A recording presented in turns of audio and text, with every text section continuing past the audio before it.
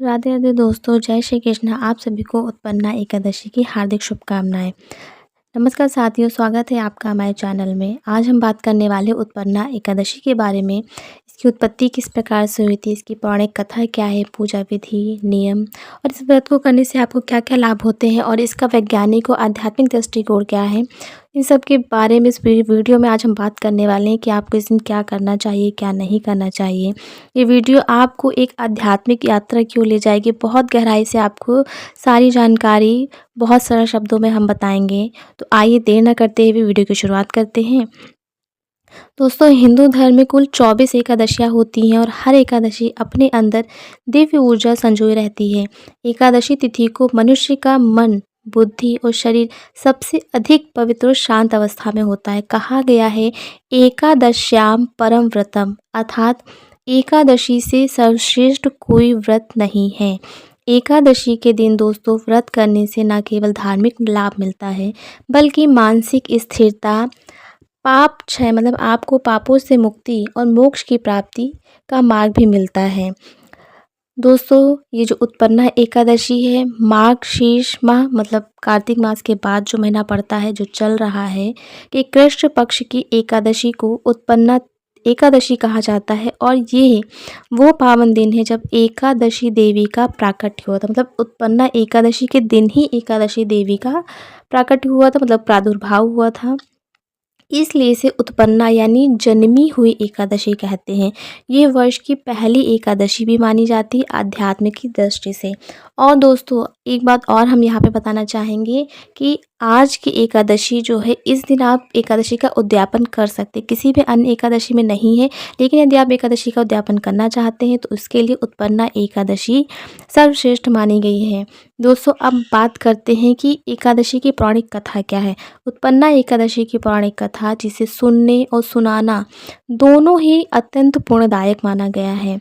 दोस्तों, बहुत समय पहले की बात है। सतयुग में एक अत्यंत दुष्ट राक्षस हुआ करता था जिसका नाम था मुर दैत्य।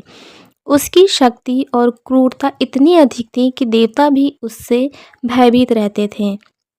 उसने स्वर्गलोक पर आक्रमण कर दिया और इंद्र सहित सभी देवी देवता पराजित होकर भाग गए।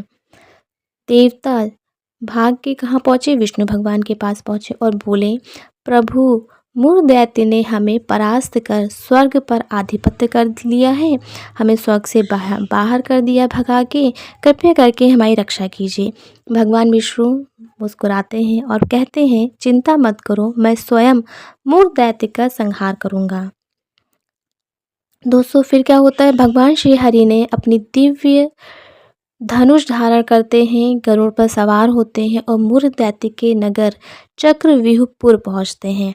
असंख्य वर्षों तक दोनों के बीच भीषण युद्ध होता है। बहुत लंबा युद्ध चलता है। मुर दैत्य बार बार नई शक्तियां प्राप्त कर लेता है और युद्ध और भी भयानक होता चला जाता है। एक समय ऐसा आता है कि भगवान विष्णु सोचने लगते हैं कि कुछ समय विश्राम करना चाहिए, क्योंकि वो थक जाते हैं इतना लंबे युद्ध करने के बाद। वे क्या करते हैं दोस्तों? बद्रिकाश्रम एक जगह है, वहाँ पे गुफा में विश्राम के लिए चले जाते हैं। उसी समय मुर दैत्य भी वहाँ पहुँच जाता है। वो सोते हुए भगवान विष्णु को मारना चाहता है। जैसे ही मुर दैत्य भगवान विष्णु की ओर दौड़ता है, क्या होता दोस्तों? अचानक गुफा से एक दिव्य देवी प्रकट होती हैं। उनके रूप में चमक से पूरा क्षेत्र प्रकाशित हो जाता है। उनके हाथ में तेज खड्ग मतलब तलवार होती है। उन्होंने मुर दैत्य को वो ललकारती हैं, कहती हैं, अरे अधर्मी, सोते हुए पर आक्रमण करता है, पहले इससे मुझसे तो युद्ध कर। मुर दैत्य कुपित होता है और उस देवी टूट पड़ता है। उसको बहुत अधिक क्रोध आता है। वो देवी को मारने के लिए आगे बढ़ता है, परंतु देवी की शक्ति अपार थी। कुछ ही क्षणों में उन्होंने मुर दैत्य का वध कर दिया।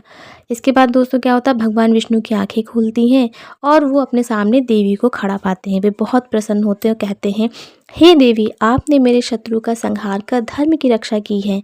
मैं आपसे अत्यंत प्रसन्न हूँ। आप कौन हैं? देवी कहती हैं, प्रभु, मैं आपकी ही तेजस्वी शक्ति हूँ। आपके विश्राम काल में आपकी रक्षा करने के लिए प्रकट हुई हूँ।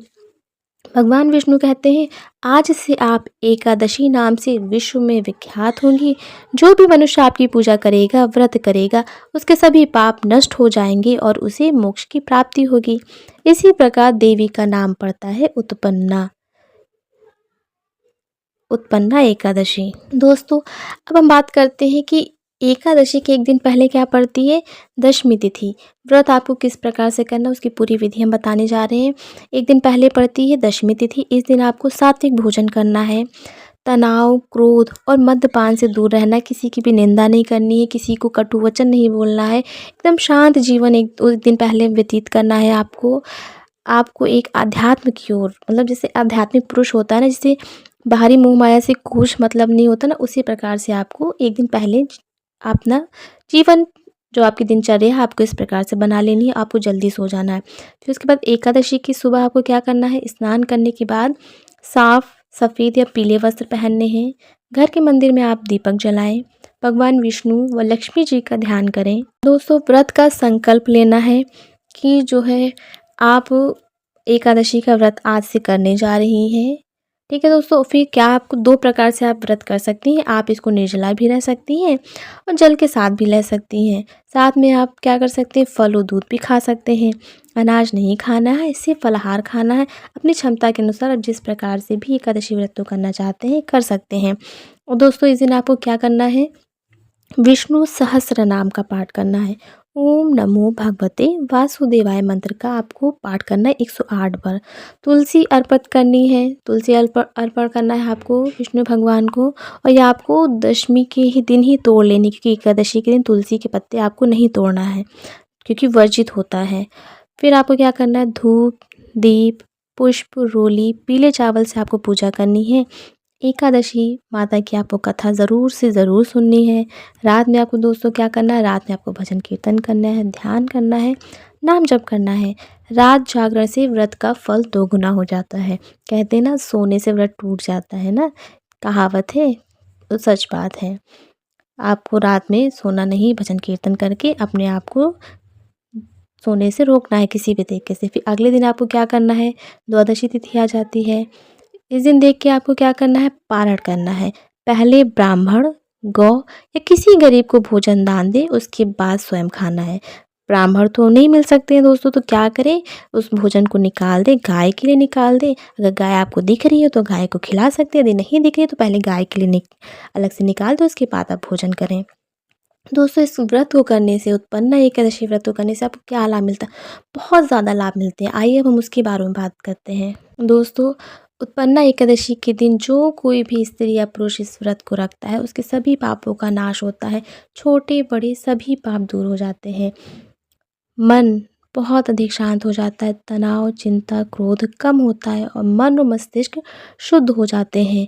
ग्रह बाधा आपकी दूर होती है दोस्तों। विशेष रूप से चंद्र या केतु दोष से आपको लाभ मिलता है, इसलिए ज़रूर इस व्रत को आपको करना चाहिए। सप्ताह में एक दिन यदि आप उपवास रखते हैं, स्वास्थ्य लाभ तो होता है, जिस प्रकार सप्ताह में एक बार यदि आप उपवास रखते हैं तो दोस्तों आपका पाचन सुधार होता है, आपकी बॉडी डिटॉक्स होती है, जितने भी दूषित पदार्थ होते हैं आपकी बॉडी से निकल जाते हैं और शरीर की ऊर्जा भी बढ़ती है। और भगवान विष्णु स्वयं कहते हैं दोस्तों, एकादशी व्रत से जीव को मोक्ष मिलता है। ये मोक्ष का मार्ग भी है दोस्तों। अब दोस्तों हम बात कर लेते हैं एकादशी के जो वैज्ञानिक दृष्टिकोण है क्या है दोस्तों। एकादशी के दिन चंद्रमा का गुरुत्वाकर्षण शरीर के जल तत्व को प्रभावित करता है। उपवास करने से शरीर में जल यानी पानी का संतुलन बना रहता है, पाचन प्रणाली को आराम मिलता है, मानसिक एकाग्रता बढ़ती। यही कारण है कि हमारे ऋषियों ने एकादशी को उपवास दिवस भी घोषित किया। क्या आपको आज से पहले पता था कि एकादशी को उपवास दिवस भी कहा जाता है। यहाँ पे एक नई जानकारी हमें जानने को मिलती है।